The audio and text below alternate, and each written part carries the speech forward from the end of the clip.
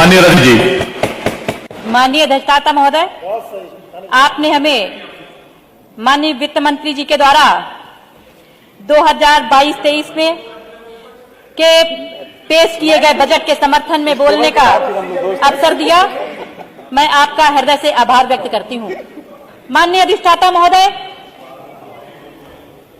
Budget में सब कुछ है, सभी वर्गों के लिए है, सर्व समाज के लिए है, बहनों के लिए है, किसानों के लिए है, युवाओं के लिए है, लेकिन सामने बैठे हमारे साथियों को बजट में कुछ दिखाई नहीं दिया।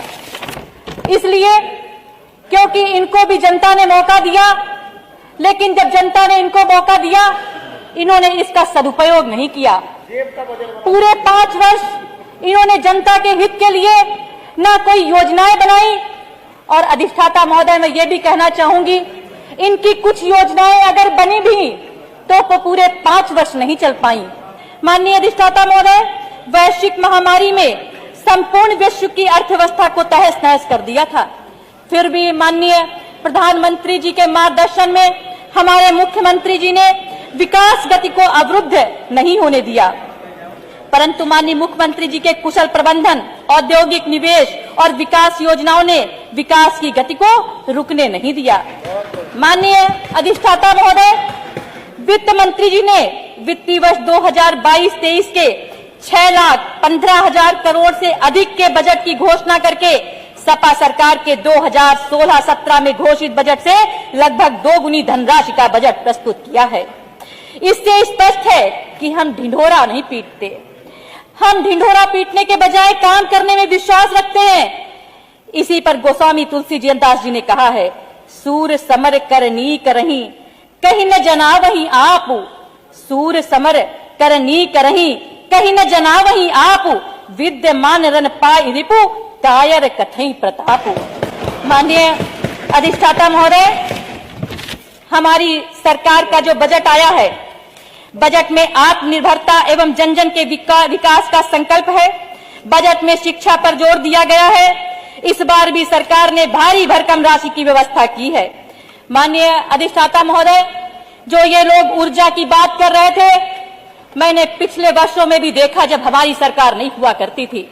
हम लोग एक गांव में अगर कहीं एक विद्युत का पोल लगवाना पड़ता था, एड़ी चोटी की ताकत लिया कर लगा लेते थे, तब भी गांव में हम लोग वो पोल नहीं लगवा पाते थे। अगर एक बिजली का कनेक्शन करवाना होता था, माननीय अधिष्ठाता महोदय, दौड़ते दौड़ते हम लोग परेशान हो जाते थे, आर्थिक रूप से भी परेशान होते थे, शारीरिक रूप से भी परेशान होते थे, तब जाकर के कहीं वो भी विद्युत कनेक्शन हम लोग करवा पाते थे। धन्यवाद देते हैं अपने माननीय मुख्यमंत्री जी को, धन्यवाद देते हैं माननीय ऊर्जा मंत्री जी को। आज हम लोगों ने पूरे गांव को हम लोगों ने विद्युतीकरण करवाने का काम किया है।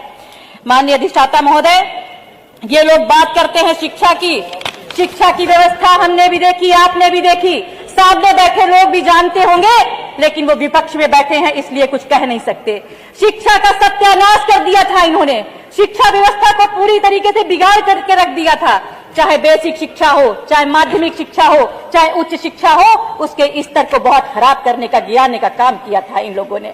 माननीय अधिष्ठाता महोदय, आज की शिक्षा व्यवस्था देखिए। माननीय तिवारी जी, योगी आदित्यनाथ, अभी तो मैंने कुछ कहा ही नहीं। माननीय योगी आदित्यनाथ जी के नेतृत्व में जो सरकार बनी है, शिक्षा व्यवस्था को मजबूत करने का हम लोगों ने काम किया है। एक में समेट करके बस कुछ पंक्तियां मैं कहना चाहूंगी। रामचरितमानस की कुछ पंक्तियां कहकर के मैं अपनी बात को समाप्त करूंगी।